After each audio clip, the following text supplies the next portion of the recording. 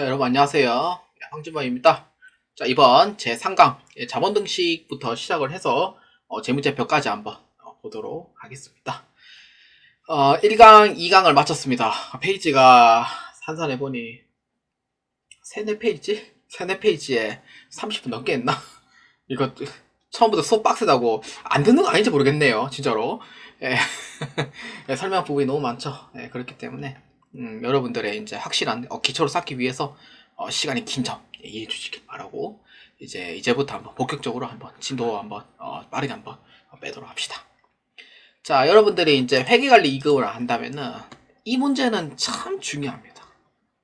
자본등식 제3법 손익법입니다. 자, 자본등식은요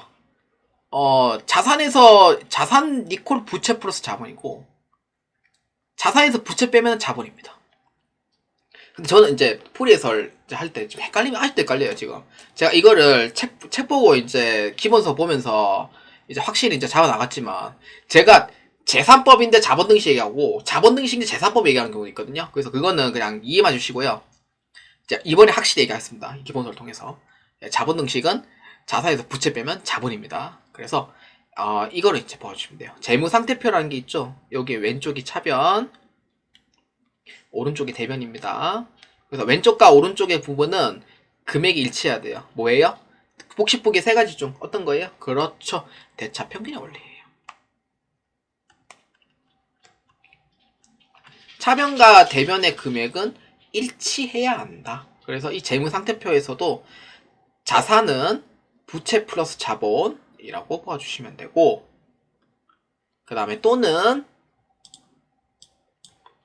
자산에서 부채를 빼면은 자본이더라, 이렇게 또 설명할 수가 있습니다. 그렇기 때문에 대차평균의 원리에 의하여 이 금액이 일치한다, 이렇게 보아주시면 됩니다.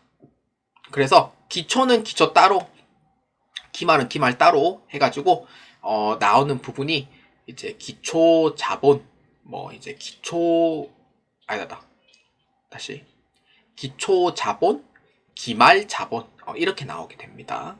그렇기 때문에 그래서 이거를 끊어서 보아주시고요. 이 산식은 꼭 알아두실 필요는 있어요. 재무상태표 할 때 그때 실무에서도 이 금액이 일치한 부분이 어떤 원리에서 일치하는지 물어보면 대답은 할 줄 알아야 되거든요. 그렇기 때문에 이렇게 이제 적용이 된다라고 보아주시면 되겠습니다. 자, 예제 한번 볼까요? 자본등식. 자, 볼까요? 자, 식품을 판매하는 JB 상사는 2024년도 1월 1일에 개업을 시작하여 기초자산 5,000원, 기초부채 3,000원으로 사업을 시작합니다. 12월 31일 기말자산 8,000원, 기말부채 2,500원입니다. 해당하는 기초자본 및 기말자본의 금액을 찾으시오입니다. 아까 자본등식은 뭐였어요? 자산에서 부채 빼면은 자본이더라, 아까 얘기를 했었죠. 그 다음에 또는 자산은 부채 플러스 자본이더라, 이렇게 또 설명을 했었죠. 그러면은 기초는 기초대로 하면 되고 기말은 기말대로 해서 따로 하시면 됩니다. 자, 그러면 한번 볼까요? 제3법은 여러분들이 한번 풀어보시면 다 알겠죠. 그렇죠. 어렵지 않죠. 그래서 자산 빼기 부채는 자본, 또는 자산은 부채 플러스 자본이다 라고 설명을 했어요. 여러분들 직접 해보면 돼요. 내 기초자산은 5,000원에 기초부채 3,000원이다. 그러면은 5,000원, 3,000원 빼면 얼마? 기초자본은 2,000원이더라. 이렇게 이제 하면 되죠. 그러니까 처음은 안 익숙해요. 그래서 하다 보면은 숙련성이 올라가거든요. 그래서 여러분들이 실력도 올라가는 거고 처음부터 잘할 수는 없습니다. 그렇기 때문에 2024년도 1월 1일자를 봤을 때 기초자산 5,000원, 기초부채 3,000원, 기초자본 얼마? 2,000원이더라. 이렇게. 또는 기초자산 5,000원은 기초부채 3,000원 더하기 기초자본 2,000원이더라. 이렇게 또 볼 수 있고요. 그래서 12월 말자를 봤을 때 기말자산은 8,000원이고 기말부채는 2,500원이더라. 그래서 기말자본은 얼마냐? 5,500원. 또는 기말자산은 8,000원이니 기말부채 더하기 기말자본을 더해주면은 8,000원 나오더라. 그래서 기말자본 5,500원, 기초자본 2,000원이더라. 이렇게 볼 수가 있습니다. 이게 바로 자본 등식이다. 이렇게 보아주시면 됩니다. 예제 1번 어렵지 않죠? 할 수 있죠? 자, 여러분들 이거 기초를 잘 쌓고 보아주시면 돼요. 어렵지 않습니다. 그 다음에 이제 제3법입니다. 제3법은 아까 얘기했던 자본 등식. 아까 우리 설명했었죠? 자산 빼기 부채는 뭐예요? 자본이더라. 그래서 기초는 기초 따로, 기말은 기말 따로라고 했었죠. 그래서 기초 자본과 기말 자본을 이용을 해서 찾았죠. 찾았고, 그래서 기말 자본에서 기초 자본을 차감하면 단기 순이익 또는 단기 순손실이 된다라고 되어 있습니다. 그래서 여러분들 약간 얘기했던 자본 등식을 이제 활용을 해서 그 다음 단계를 뭘로 가면 돼요? 제3법으로 계산을 해주시면 돼요. 그래서 기말 자본에서 기초 자본을 빼면은 단기 순이익 또는 단기 순손실이다. 단기 순손실은 어떤 경우냐면은 기초 자본이 더 많은 경우를. 그래서 기초 자본이 더 많은 경우. 이해되시죠? 그래서 기초 자본이 더 많은 경우 단기 순손실이 발생하더라. 이렇게 보아주시면 돼요. 자, 여러분들 우리 하나 배웠죠? 자본 등식, 자산 빼기 부채 자본 배웠습니다. 어렵지 않아요? 여러분들 복습 한번 꼭 해보시고요. 자, 그러면은 예제 2번 한번 봅시다. 제3법. 자, 볼까요? 자, 예제 1번에 의하여 제3법에 의한 단기 순이익 또는 단기 순손실을 찾으시오. 아까 우리가 찾았던 기말자본금 얼마였어요? 5,500원. 기초자본금 얼마였어요? 2,000원이죠. 그러면은 기말자본금에서 기초자본금 빼면은 단기 순이익 얼마예요? 3,500원이더라. 이렇게 볼 수가 있다. 이렇게 보아주시면 됩니다. 어렵지 않죠? 할 수 있어요. 자, 우리는 한번 복습해 보도록 합시다. 자본 등식이라는 이런 용어 자체 헷갈려서 그렇지 자산 빼기 부채는 자본이라는 걸 여러분들 금방 이해할 수 있어요.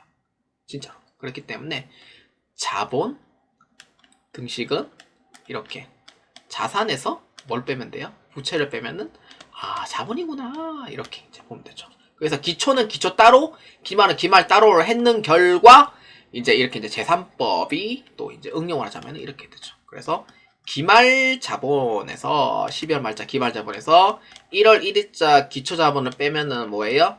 단기 순 이익 또는 손실이 나오더라. 이렇게 이제 보아주시면 돼요. 자, 그래서 마지막 세 번째 이제 연결되어 있는 거죠. 손익법입니다. 이렇게 한번 볼까요?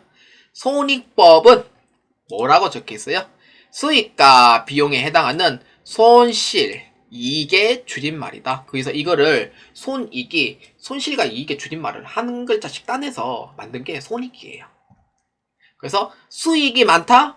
남는 게 많은 거죠. 이익이 발생하고 비용이 많으면 뭐예요? 손실 보는 거죠. 뭐 손실 보는 거야. 뭐 회사에 뭐 늘 일상이라 저희는. 자, 이런 거죠. 그래서 이 산식은 제3법과 금액이 일치하게 됩니다. 왜? 단기 순이익 찾았고 그래서 이 단기 순이익을 찾은 거가 총 수익에서 총 비용을 빼면은 단기 순이익 또는 단기 순손실 되더라. 이렇게 되는 거죠. 이해되시죠? 그래서 제3법의 금액과 이제 손익법에 해당하는 금액이 같다, 일치한다. 또 이렇게 또 결과로 또 나올 수가 있는 거죠. 그렇기 때문에 총 수익에서 총 비용을 빼면은 단기 순이익이 나오지만 반대로 비용이 더 많은 경우에는 손실이 나올 수가 있습니다. 그래서 제3법에 의한 단기 순이익 금액과 일치해야 된다. 이렇게 보아주시면 됩니다. 그래서 우리는 이 문제를 회계관리 2급에서는 이렇게 한 문제 통으로 문제 출제가 되기 때문에 용어는 몰라도 돼요. 근데 자산에서 부채 빼면은 자본인 거고 기말 따로 기초 따로 해서 그 각각의 자본을 찾은 게 단기 순이익이다 라는 부분. 그 다음에 손익계산서에 해당하는 총수익에서 총비용을 빼면은 단기 순이익이 나오더라. 이렇게 보아주시면 됩니다. 외우지 마시고요. 그냥 한번 이렇게 제가 이제 기본서를 보시면서 한번 두 번, 세 번 정도 한번 보세요. 그러면 충분히 하실 수가 있을 겁니다. 자, 그러면은 예제 3번을 한번 볼까요? JB상사는 2024년 1월 1일부터 사업을 개시를 해서 2024년 12월 말까지의 총 수익 만원, 총 비용 6,500원이 발생하였다. 다음에 당기 순이익을 구하시오. 반드시 예제 2번의 금액과 일치합니다. 아까 예제 2번에 해당하는 당기 순이익 금액이 얼마였어요? 그렇죠. 아까 5,500원이었죠.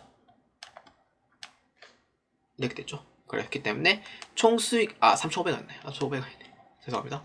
3,500원이죠. 그렇기 때문에 총 수익에서 총 비용을 빼면 얼마?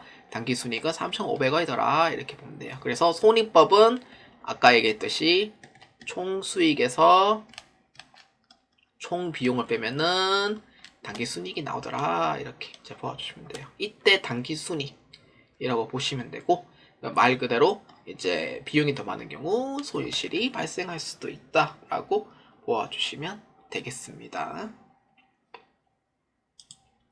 자, 그래서 이제 정리하자면은 다음과 같다. 이렇게 또 적혀있죠.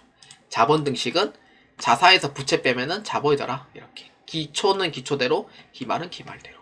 그래서 이거를 응용을 해서 기말 자본에서 기초 자본 빼면은 당기 순이익 또는 당기 순손실. 그래서 이 2번의 금액과 3번에 있는 금액이 일치한다. 즉 뭐냐? 총 수익에서 총 비용 빼면은 당기 순이익. 반대로 비용이 더 많은 경우에는 순손실 나오더라. 이렇게 볼 수 있습니다. 그래서 이 세 가지가 모두 연결되어 있다는 부분을 잘 기억해 주시길 바랍니다. 그래서 하나하나씩 천천히 한번 복습을 한번 해보시길 바랍니다. 자, 1장의 이제 마지막 파트입니다. 주요부와 보조부인데, 주요부, 보조부는 문제에서 잘 안 나와요. 그래서 이거는 이제 회계 장부에 대한 설명인데, 전사회계로 따지면은요, 장부 조회하는 문제거든요. 그래서, 이런 상세 내용은 설명하지 않고요. 그냥 이제 주요부, 보조부 이런 게 있다라는 정도만 보아주시면 되겠습니다. 뭐 자세한 거는 나중에 전사회계 때 이제 설명을 하면 그때 좀 이해가 좀 될 거고, 회의관리에서는 그렇게 중요한 내용은 아니에요. 그렇기 때문에 이런 장부가, 그러니까 우리가 조회하는 장부예요. 이런 게. 그러니까 이거는 이제 나중에 이제 장부 조회하는 그런 내용이 돼요. 입력을 할 때 입력해 놓은 걸 근거로 해서 이제 장부를 조회하는 거거든요. 그래서 이러한 원장이다 라고 보아주시면 됩니다. 그래서 이러한 부분이 있다 라는 정도만 그냥 보아주시고요. 그렇게 중요한 내용은 아니니 넘어가도록 하겠습니다. 제 2장입니다. 여러분들, 회계의 외부 보고 재무제표입니다. 자, 우리가 1장에서 얘기했듯이 회계의 기초에 대해서 설명을 했어요. 회계의 기초에서 이제 회계가 뭐냐라고 이제 설명을 했었고, 두 번째는 거래가 뭐냐 설명을 했고, 그 다음에 세 번째 회계 기간 설명을 했죠. 1월 1일부터 12월 말. 네 번째는 이제 거래를 했으면은 분계, 복식부기에 대해서 설명을 했죠. 복식부기에서 해당하는 부분에 거래 판료소에 대해서 설명을 했고, 그 다음에 다섯 번째는 이제 그거를 통해서 이제 계정 과목에 대해서 또 주요 계정 과목 설명을 했고, 여섯 번째는 뭐예요? 이제 자본 등식, 그 다음에 재산법, 그 다음에 손익법에 대해서 이런 이제 연계하는 관계, 이런 부분에서 회계 기초 부분에 대해서 6가지를 총 설명을 했습니다. 그래서 오늘의 2장에 해당하는 부분은 재무제표에 대한 설명입니다. 재무제표를 한번 상세하게 한번 설명해 보도록 하겠습니다. 재무제표 5가지 혹시 기억나시나요? 한번 볼까요? 재무제표의 5가지. 그렇죠. 재무상태표. 그 다음에 손익계산서. 그 다음에 자본변동표. 그 다음에 현금흐름표. 그 다음에 주석. 5가지다. 이렇게 저는 설명을 해드렸고, 잠시 말만 담그는 용도로만 이렇게 5가지는 그래도 기억해 주세요 라고 설명한 바가 있었습니다. 그래서 오늘의 2장의 설명은 이러한 부분을 하나하나씩 한번 세세하게 설명해 보도록 하겠습니다. 어렵지 않으니까 충분히 따라올 수 있습니다. 자, 봅시다. 자, 여기 재무제표는 여기서 설명해 볼게요. 재무제표는 간략하게 종류만 설명했습니다. 했습니까? 했죠. 그래서 이번 2장에서는 회계의 외부 보고, 즉 재무제표입니다. 재무상태표부터 주석까지 5가지 내용을 양식 및 작성 방법 등을 설명합니다. 자, 이 문제는 잘 나와요. 문제 정말 잘 나와요. 왜? 회계관리 2급 배우면은 재무제표 정도는 여러분들 꼭 아셔야 되는 거예요. 그래서 문제에서 잘 나와요. 그렇기 때문에 외우지 마세요. 그래서 하나하나씩 이해하면서 보아주세요. 그래서 회계의 기본 과정 등 회계 실무자에게는 한 해를 마감하는 가장 중요한 절차에 대해서 설명합니다. 자, 여러분들이 업무에 대해서 설명하는 겁니다. 자, 여러분들 진정한 회계인이 되고 싶다? 재무제표는 꼭 아셔야 됩니다. 이해되시죠? 그래서 전산화 시대에 자동으로 반영이 됩니다. 요새는 뭐 전표 입력 칙칙칙칙 엔터 탁탁탁 그러면은 전표 나오고 그다음 그걸 통해서 이제 딱 클릭 클릭 클릭 한 번으로 모든 재무제표가 다 뜹니다. 진짜 수기 방법이 아니에요. 네, 그렇기 때문에 그래서 이거는 읽을 줄은 아셔야 돼요. 누군가 물어본다? 읽을 줄 아셔야 돼요. 이해되시죠? 그래서 여러분들 경리가 얘기했듯이 무시받는 직종이 아닙니다. 경리는 상당히 전문 직종 중에 하나예요. 라고 얘기했는데 이런 황모모 씨가 그런 망언을 했다. 라는 얘기가 또 구설수에 오를 수도 있겠죠. 저는 그렇게 생각해요. 여러분들이 10만 경리인 분들 10만 명인가? 경리인 분들 10만 명이라고 알고 있거든요. 10만 경리인 분들이 이러한 프로그램 하나도 없이 일을 하시는 분들이 절반 대다수 넘습니다. 프로그램에 있는 분들이 반, 프로그램에 없는 분들이 반. 회계팀은 다 프로그램 다 있습니다. 있죠. 그래서 이러한 팀에서 재무제표 정도는 읽을 줄 아셔야 돼요. 그래서 격리하는 분들이 가장 중요한 절차다라고 보시면 돼요. 그래서 재무제표의 과정 및 재무제표를 읽을 수 있게 이해를 할 수 있도록 설명하겠습니다. 자, 재무상태표입니다. 자, 재무상태표는 여기에 제가 강조하는 부분입니다. 중요합니다. 자, 이 부분입니다. 일정 시점이란 부분이 중요합니다. 재무상태를 나타내는 표로서 자산, 부채, 자본을 구성합니다. 그렇죠. 근데 왜 선생님, 왜 다른 거는 기간인데 왜 얘만 시점이라고 이제 물어볼 수 있잖아요. 일정 시점은요, 항상 12월 31일 현재를 뜻해요. 이게 시점을 뜻해요, 시점. 여러분들 영어에서 시점이라는 내용 있죠. 영어 잘 모르지만 영어 아는 척 해볼게요. have. 과거형 뭐예요? 웃겨 웃었어. 틀려도 이해해주세요. has 였나? has. 뭐 이렇게 뭐 과거형 있잖아요. 과거형. 그럼 미래형은 뭐예요? 몰라. 솔직히 다들 몰라요. 솔직히 몰라요. 진짜 영어 못한 티가 나죠. 그래서 이러한 시점을 뜻해요. 그러니까 현재냐, 이제 현재 시점이냐, 이제 미래 시점이냐, 그 다음에 과거 시점이냐, 그거에 대해서 물어보는 거고, 왜 이거를 시점이라고 얘기하자면은 계속기업의 과정이라는 부분이 있어요. 계속기업의 과정과 기업 실체의 과정이라고 있어요. 이 과정에서 좀 영향을 받습니다. 왜냐면은 1년을 하고 모든 재산을 리셋하는 게 아니에요. 그러니까 1년 넘어가면서 모든 재산을 리셋하는 게 아니고 회사는 1년만 하고 끝낼 게 아니에요. 그렇기 때문에 내년도에 2월을 하고 계속기업의 가정에 의해서 회사가 망하지 않은 이상은 계속 운영을 한다는 가정이 있거든요. 그거랑 기업 실체 가정은 회사가 존재함으로써에 대한 그런 내용이 있어요. 그러한 가정에 의해서 얘는 내년도에서도 2월이 돼요. 그래서 시점에 대한 내용을 가져요. 그러니까 리셋이 안 돼요. 리셋이 안 되고 계속 이어나가는 거예요. 회계 순환 과정에서 계속 이어나가는 게. 그래서 이걸 일정 시점이라고 부르는 겁니다. 이게 바로. 그렇기 때문에 자산, 부채, 자본으로 구성한다는 부분 이해해 주시고요.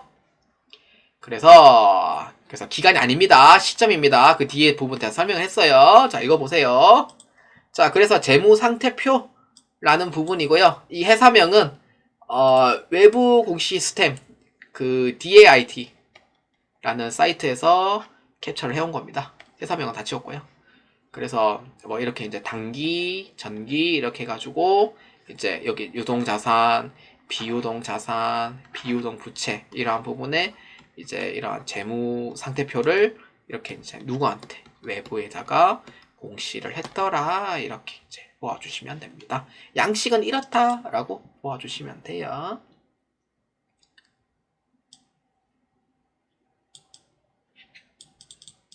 자, 그래서 이제 하나하나씩 한번 상세하게 설명해 봅시다.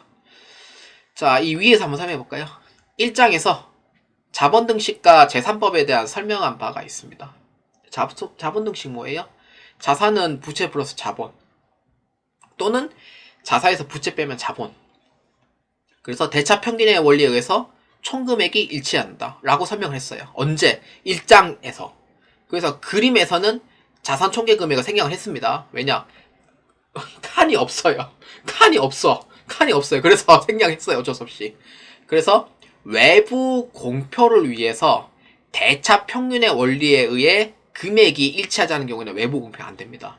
이거는 그 재무제표 자체가 잘못된 거예요. 잘못되었어요. 공표하면 안 돼요. 이거는 금액 단위 공표하면 안 됩니다. 절대로 금액이 같아야 돼요. 무조건. 그래서 대차 평균의 원리에서 금액이 같아야 되고요. 그래서 이러한 부분에 하나하나씩 한번 파헤쳐 보면서 설명해 보도록 합시다. 자, 재무상태표는 아까 얘기했듯이 자산, 부채, 자본으로 구성되어 있다라고 설명을 했죠. 우리는 이 자산에 대해서 한번 세부적으로 한번 설명해 보도록 하겠습니다. 자, 봅시다. 자, 여기 이제 자, 내용 한번 볼까요? 자산. 자, 여기 한번 설명했죠? 보유하고 있는 재산을 의미한다고 했어요. 재산 이퀄 자산이고요. 그래서 이제 전문적으로 영어로 설명하자면은 이렇게 돼요. 과거의 사건이나 결과에 의하여 기업이 소유하고 있는 것으로 미래의 경제적 효익의 유입을 예상하는 것을 말한다. 왜냐면은 이게 이제 기계를 이제 보유를 하고면서 기계는 수익을 얻어내는 원동력이 돼요. 그렇기 때문에 미래에 어떻게 돼요? 경제적 효익을 가져오는 거죠. 효익이라고 하면은 이익을 뜻하는 것도 같은 비슷한 맥락입니다. 이런 의미고요. 그래서 크게 자산의 종류는 크게 세 가지로 나눠져요. 세 가지. 자산은 종류가 엄청 많습니다. 계정 과목만 한 200개 가까이 돼요. 100몇 개 이상 돼요. 150개인가 정도 돼요. 근데 실제로 쓰는 계정 과목명은 많아야 60개 내외예요. 무조건. 그렇기 때문에 이렇게 자산에 크게 이제 대분류로 했을 중분류로 했을 때 세 가지 나눠집니다. 자산은 대분류고요. 중분류 했을 때 이렇게 세 가지로 나눠져요.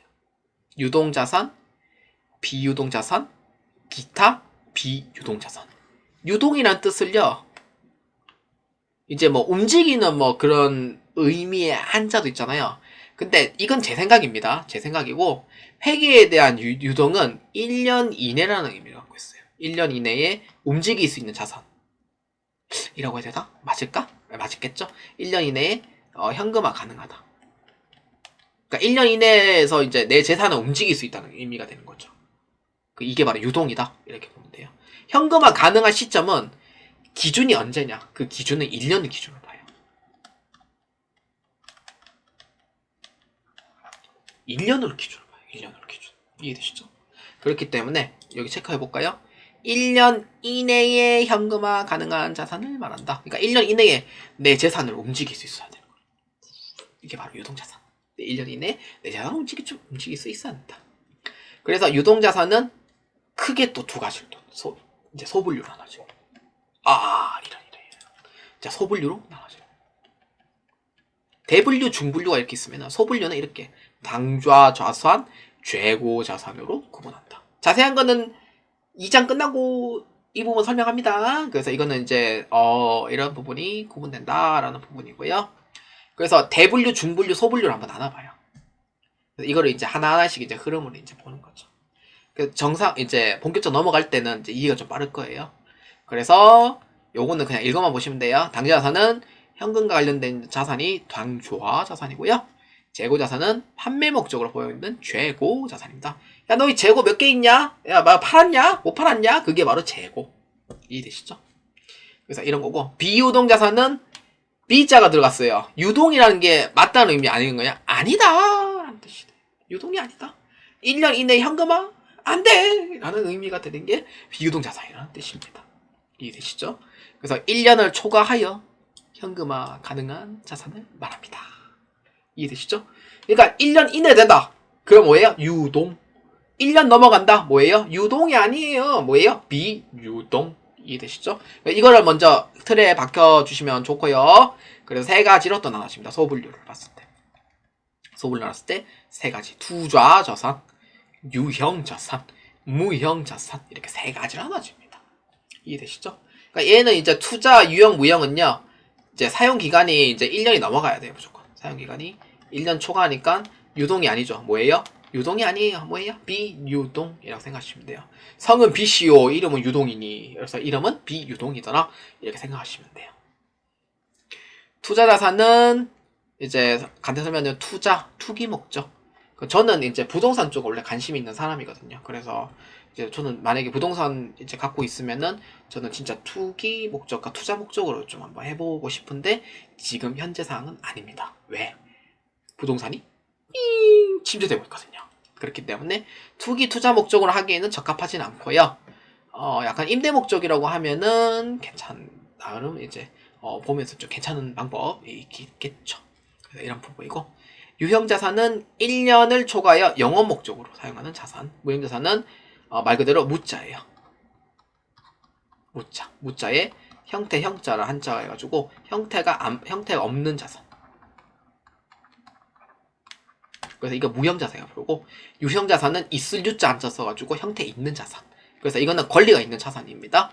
그래서 이 정도만 보면 돼요. 예, 나중에 뒤에서 다 설명할 거예요. 예, 그래서 이 정도만 보면 되고, 여러분들이 아시는 거는 제일 중요한 건 뭐냐면은 1년 이내에 현금화가 되냐 안 되냐 그것만 먼저 이거 배우시면 돼요. 무조건. 이해되시죠? 1년 이내에 현금화가 되냐 안 되냐 그것만 보세요. 선생님 못하러 그럼 쓸데없는 얘기 다 설명해요 라고 생각할 수 있잖아요. 일단 알아야 되는데 뒤에서 다 설명할 거니 일단 이 정도만 알아라 라는 의미가 됩니다.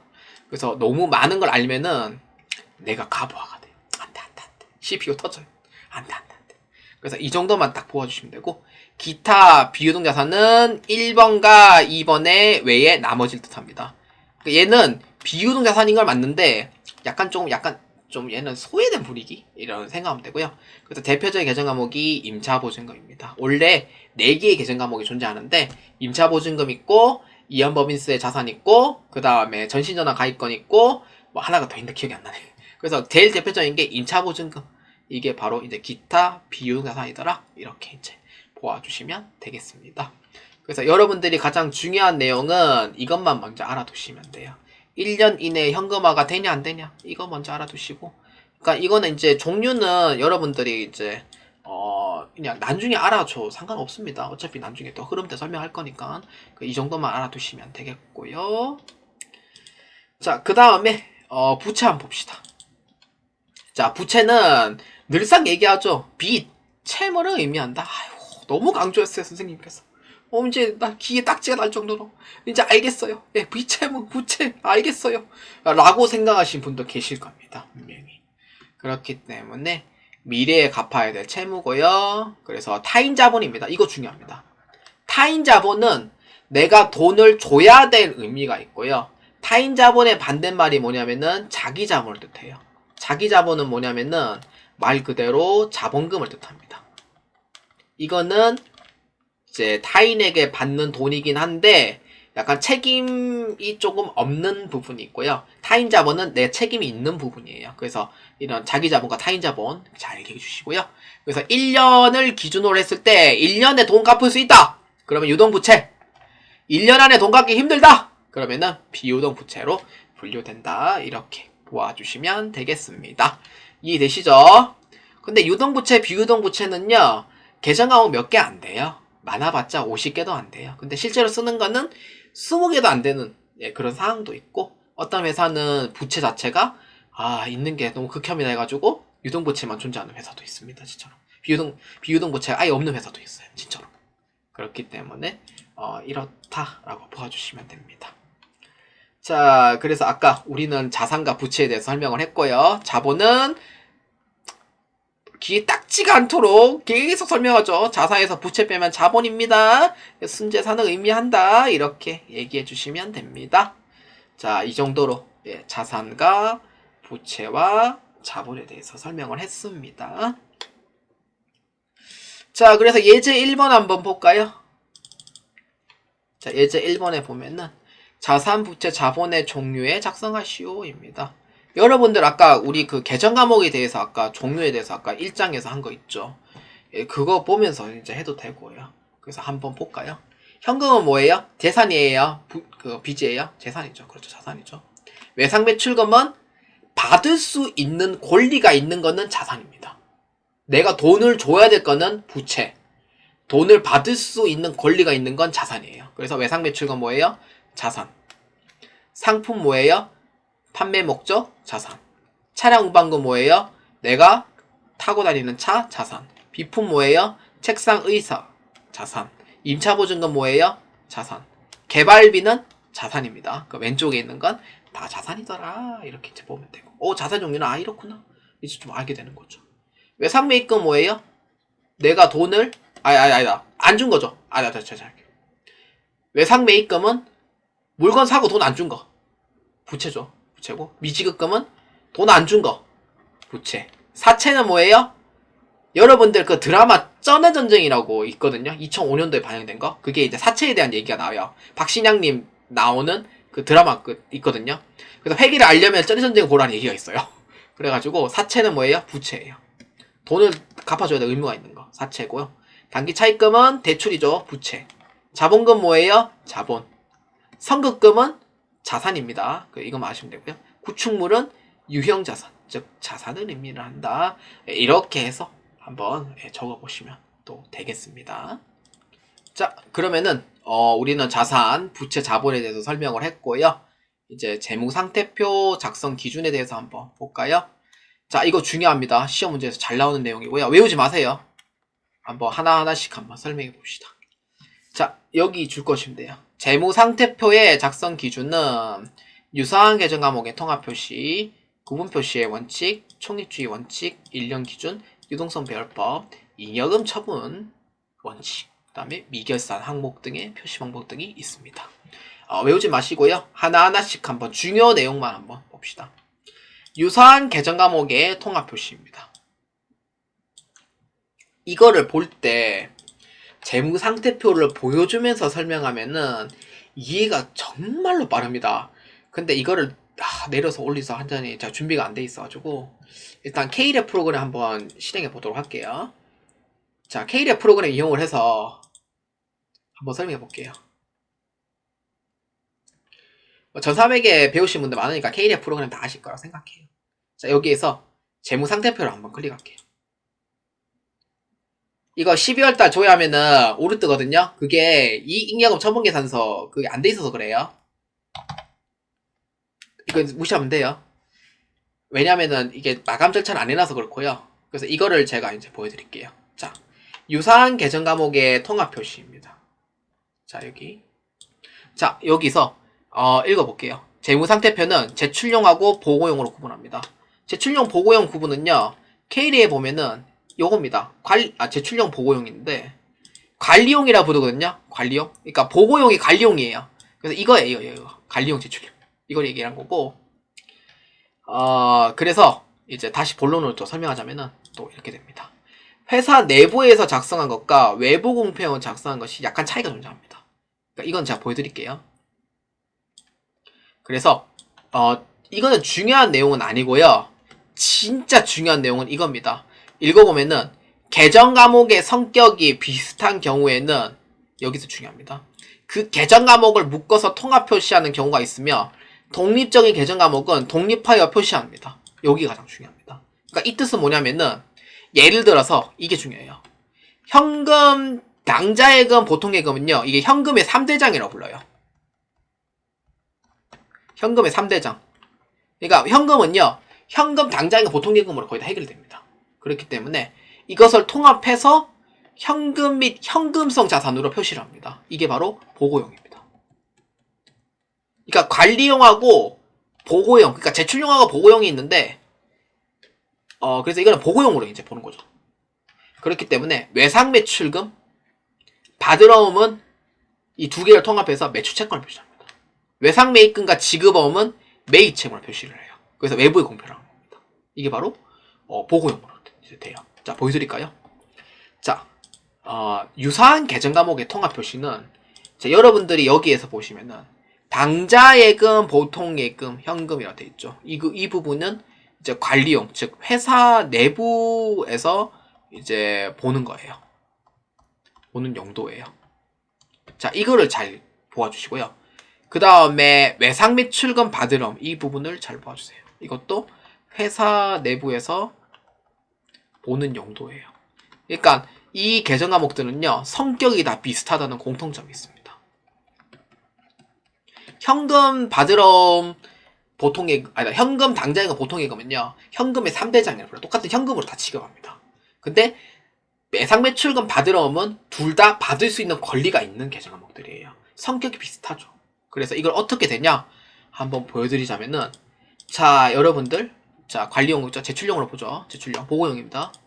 자, 제출용으로 클릭하면은 짜란 이렇게 되는 거예요. 어떻게? 현금 당좌예금 보통예금이 뭘로 돼 있어요?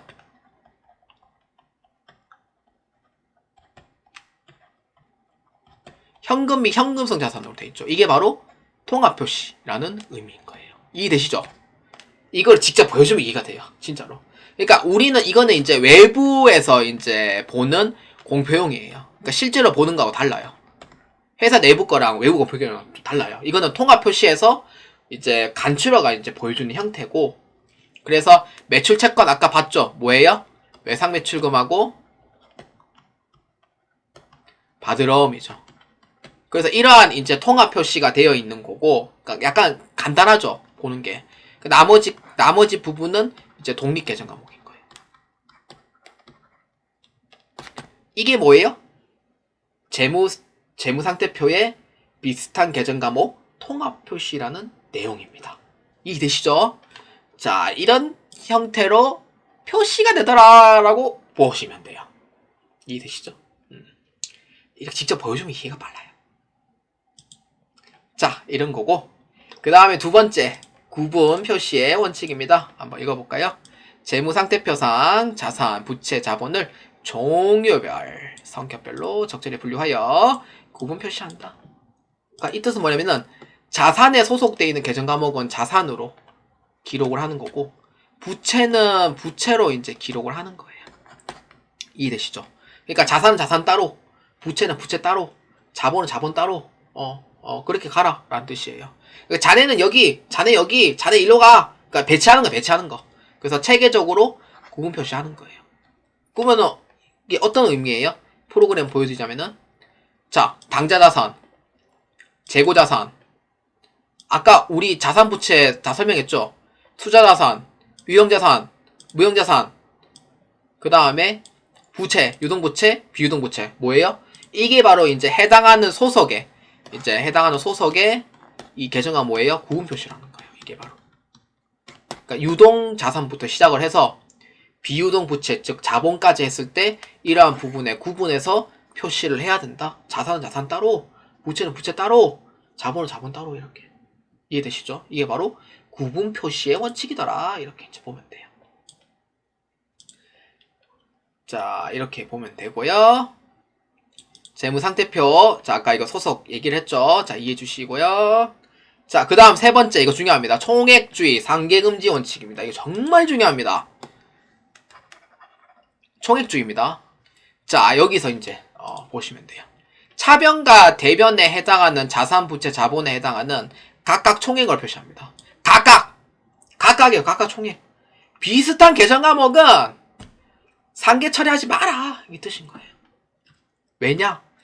그 이유는 뭐예요? 이게 비슷한 계정 과목이에요. 상계 처리하지 마라. 그 이유는 뭐예요? 이유는 뭐예요? 왜? 하지 말라 이유가 뭐예요? 하면 돼요. 하면 큰일 납니다. 진짜로 하면 큰일 나요. 왜냐면은 외부의 이해관계자가 총 자산의 규모라든지 총 부채 규모를 알 수가 없어요. 규모에 오류가 생겨버립니다. 그러니까 외상외이권, 미지급권, 선수권, 단기 차익금이 있으면은 그러니까 이거를 보여줘야 되는데 상계 처리가 보여주잖아요. 첫 번째는 판단 오류가 생겨요. 이 회사는 부채가 너무 많은데 투자해야 되나 이런 느낌이 들 수도 있고, 두 번째 오류는 뭐냐면은 오해의 여지가 생겨요. 이게 바로 회사 오해의 여지가 생깁니다. 이 봤을 때. 그렇기 때문에 총 자산 규모와 총 부채 규모에 대한 오류가 생기기 때문에 그래서 각각 총액을 표시하는 거예요.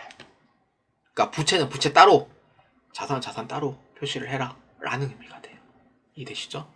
그렇기 때문에 순액 표시하면 안 돼요. 그렇기 때문에 여기서 중요합니다. 즉 순액 표시는 불가한 것이다. 이해되시죠? 총액주의입니다. 순액주의 아니에요. 총액주의예요. 그렇기 때문에 비슷한 계정 과목끼리 빼가지고 상계 처리하고 그 짓 하면 안 돼요. 재무제표에서는.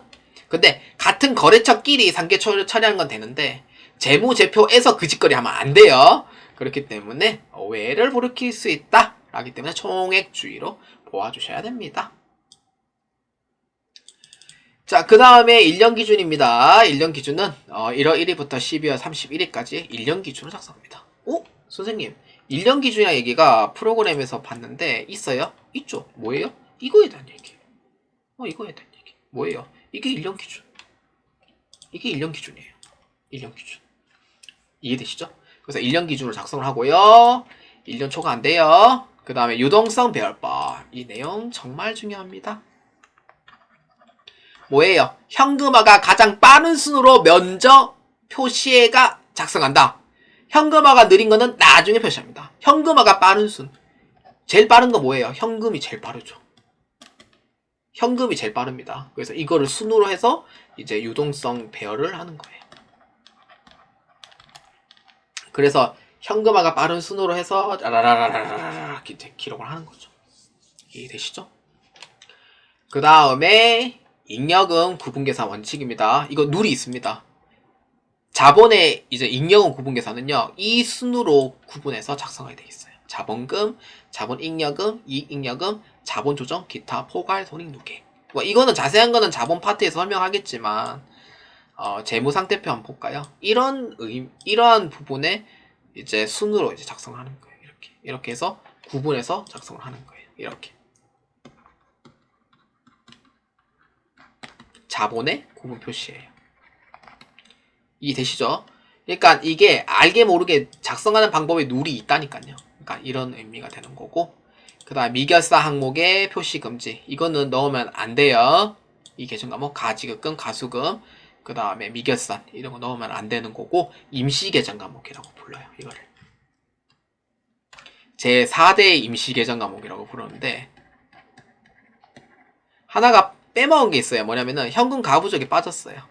현금 가부족하고 가지급금, 가수금, 미결산 이 네 가지가 4대 임시 계정 과목이에요. 내가 지은 거예요. 4대는 내가 지은 거고, 이거는 뭐 그냥 4대 임시 계정 과목이고 절대 재무상태표에서는 못 들어갑니다. 금지. 오해. 이렇게 이제 보면 돼요. 그래서 이게 재무상태표의 표시 방법이더라 라고 보아주시면 되겠습니다. 이 프로그램과 같이 보시면은 아마 이해가 좀 빠를 거예요. 그래서 꼭 이렇게 해서 외우지 마시고요. 이런 부분에 작성된다. 처음에 이제 이렇게 이해하면서 하시면 됩니다. 자, 그 다음 두 번째 손익계산서입니다. 손익계산서는요, 일정 시점. 노노노노 큰일 났죠. 이거 얘기하면 큰일 났어요. 일정 시점 아닙니다. 일정 기간이에요. 저처럼 이제 틀리면 안 돼요. 일정 기간입니다. 일정 기간이고요. 경영 성과를 나타내는 표예요. 그러니까 회사의 성적표입니다. 자, 교수님이 주시는 성적표 A풀. 네, 그 회계 A풀 기분 좋죠. 그래서 A 뭐 이렇게 이제 주잖아요. 네, 이런 이제 성적표라고 생각하시면 돼요. 그래서 기업의 성적표로서 단기 순이익 및 단기 순손실을 결정하고요. 동태적 보고서이며, 재무상태표는요, 정태적 보고서라고 부르고요. 손익계산서는 동태적 보고서라고 부릅니다. 그래서 손익계산서 등식, 아까 손익법 제가 설명을 했죠. 그거에 대한 설명을 했었고요. 그래서 단기 순이익은 회사의 이해관계자들에게 중요한 정보가 됩니다. 제일 관심 있는 건 뭐냐? 이 회사 단기 순손익이 가장 이제 관심 있는 분야라고 보시면 돼요. 투자자들이. 자, 그래서 수익과 비용에 해당이 됩니다. 손익계산서 이제 표고요. 좀 잘랐어요. 너무 길어가지고. 그래서 이렇게 이제 단기 순손실 4억 9천이야. 우리 회사랑 똑같아. 이렇게 이제 보면 돼요. 단기 손실 나면은 제일 중요한 부분은 이제 이 회사가 10억이거든요. 매출액이 10억이고 여기는 이제 5억인데 10억이면은 10억에 4억 9천5백이면은 아이 그래 야 회사 운영 힘들 건데. 왜냐면은 이게 구멍이 많이 뚫려갖고 이게 이거 국고보조금을 좀 많이 받았나 봐요. 이게 좀 이걸로 좀 저게 하나보다 이걸로.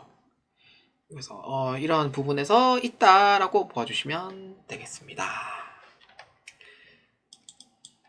자, 이런 이제 종류가 되고요. 프로그램도 이제 손익계산서를 한번 보면서 설명해 보도록 하죠. 자, 이걸 보면서 한번 설명해 보도록 하죠. 자, 밑에 한번 볼까요? 자, 여러분들 페이지는 25페이지입니다. 자, 수익. 자, 한번 봅시다. 수익은 회사의 지속적인 영업활동의 결과로서 획득하거나 실현 가능한 금액으로 판매에 없는 매출. 그 다음에 용역수수료 등과 같다. 물건을 판매해서 벌어들이는 게 수익으로 생각하시면 됩니다.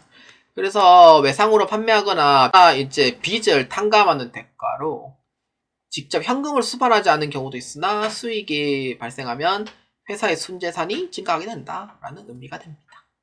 그래서 이거는 판매 수익. 물건을 판매해서 수익을 얻는 게 이제 해당하는 부분이고, 그래서 수익은 영업수익과 영업외 수익으로 나눠져요. 이거는 아까 설명했죠. 그냥 비용은 수익을 얻기 위해서 지출하거나 발생한 금액입니다. 그래서 비용은 내가 돈 쓰는 거. 그러니까 수익을 얻기 위해서 내가 그 돈 쓰는 거예요. 수익을 얻는 게 사실 쉬운 게 아니에요. 그만한 비용이 있어야지 수익이 따라오는 거죠. 이해되시죠? 그래서 회사를 운영했을 때 쓰는 유지관리비, 그 다음에 판매비, 그 다음 영어 관련이 없는 비용, 세금도 납부하는 걸로 구분을 합니다. 이게 바로 이제 비용인 부분이고, 그래서 손익계산서의 작성 기준은 발생주의, 실현주의, 그 다음에 수익과 비용의 대응 원칙, 그 다음 총액주의, 구분표시 원칙으로 구성됩니다. 자, 한번 볼까요? 자, 발생주의입니다. 이거 중요합니다. 이거는 좀 길게 설명을 할 필요는 없습니다, 사실. 그래서 발생주의는요, 회사의 이익 창출 활동을 계속적으로 수행되므로 회계 기간의 경영 성과를 보고하기 위해서 이러한 활동의 일정 기간 단위로 분할해서 기간 손익을 결정하는 게 발생주의예요. 그러니까 발생주의는요, 이거예요. 돈을 받았냐, 못 받았냐, 이거랑 돈을 지급을 했냐, 미지급했냐, 관계없어요. 관계없이 비용과 수익이 발생했으면은 장부에다 기록해라 라는 뜻이에요. 이게 바로 발생주의라는 뜻이에요. 그래서 발생주의와 반대되는 게 뭐냐면은 현금주의가 있는데, 현금주의는요 사용하지 않습니다. 손익계산서에서는 사용되지 않고요. 그래서 발생주의를 쓰고 있는 거예요. 그러니까 돈을 받았든 못 받았든, 돈을 줬든 안 줬든 일단 비용과 수익은 발생했으니 장부에다가 기록을 해라 이 뜻인 거예요. 돈 받은 것만 수익 발생하지 말고 돈을 못 받았든 받았든 일단 수익이 발생했으니까 장부에 기록해라 라는 의미가 되는 게 발생주의다 라고 보시면 돼요. 자, 이런 의미가 됩니다. 그렇기 때문에 이렇게 되고, 그 다음에 실현주의는 수익에 대한 내용인데 그냥 이거만 보시면 되고요. 수익과 비용의 대응 원칙, 이게 조금 중요합니다. 수익과 비용의 대응 원칙은요, 수익이 이제 100원이라는 부분이 생기려면은 비용에 관련된 비용 있죠. 비용의 부분이 50원이다. 이랬을 때 서로 이렇게 해서 대응을 해야 돼요. 이렇게. 아까 제가 상강에서 설명을 했죠. 상강에서 설명했을 때 버튜버라는 걸 하려면은, 버튜버를 하기 위해서는 첫 번째는 비용이라는 게 무조건 필연적으로 생깁니다. 그러니까 캐릭의 일러스트, 캐릭이 움직이는 거, 그러한 이용료 같은 거 내야 될 수도 있고, 돈이 이제 들어가는 거죠. 비용이 발생되는 부분. 그러한 부분이 있어야지 뭐예요? 수익이 발생하는 거예요. 구독자 수 1000명 넘지, 시청자 4000시간 넘어가지, 그 다음에 조회수로 인하여 그 수익이 발생을 하지. 치지직 같은 경우에는 라이브 방송을 하면서 사람들한테 이제 돈을 얻음으로써 이제 하는 거죠. 이런 부분. 이게 바로 뭐예요? 이게 바로 수익과 비용의 대응 원칙이다라고 보시면 돼요. 그래서 수익과 비용의 대응 원칙은요, 직접 대응과 간접 대응을 나눠지는데, 직접 대응은요, 판매에 직접적으로 대응한 게 매출 원가가 됩니다. 그러니까 물건이라는 게 있으면은 판매했다? 그러면 이러한 비용이 있을 때 뭐예요? 물건을 순수 구입한 원가가 돼요. 순수 구입한 물건의 원가. 그 다음 이거는 이제 내가 구입했던 원가 플러스 마진을 붙여서 판매를 하는 거죠. 이게 바로 직접 대응을 하는 거예요. 근데 이거를 약간 서포트, 도와준 역할하는 게 있는데 이게 판관비예요. 이거는 간접적으로 대응한다. 그러니까 수익과 비용의 대응 원칙은 세세하게 보면은 직접 대응과 간접 대응으로 또 나누어집니다. 이건 어렵진 않아요. 내 하나의 물건이라는 게 있다면은, 그러니까 이런 폰에 폰이 있으면은 폰을 만들 때 해당하는 각종 원재료 등이 있을 거잖아요. 이게 바로 매출원가, 비용이고, 이거를 만들기 위해서 들어가는 인건비, 그 다음에 기계 유지장치, 뭐 이러한 비용들이 들어가잖아요. 그 다음 유지비용, 판관비, 이게 바로 간접 대응이다. 이렇게 생각하시면 돼요. 그러니까 이게 직간접 대응, 그러니까 수익과 비용의 대응 원칙이다. 이렇게 보아주시면 되겠습니다. 자, 그리고 똑같습니다. 총액주입니다. 그래서 이게 손익계산서를 봤을 때 아까 얘기했듯이 제품 매출은 이제 매출이라고 봤을 때 매출원가는 직접 대응, 이런 부분이죠. 수익과 비용의 대응 원칙의 직접 대응, 요 판관비가 간접 대응이더라. 이렇게 또 보아주시면 되죠.